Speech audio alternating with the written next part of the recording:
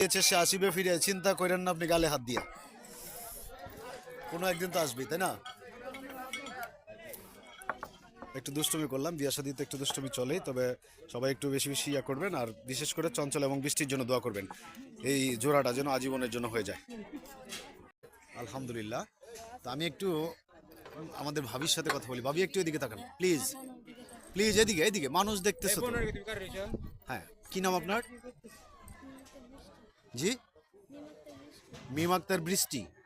এত সুন্দর এখন বৃষ্টি, আচ্ছা যাই হোক, অনেক সুন্দর নাম। তা আপনি কেমন আছেন?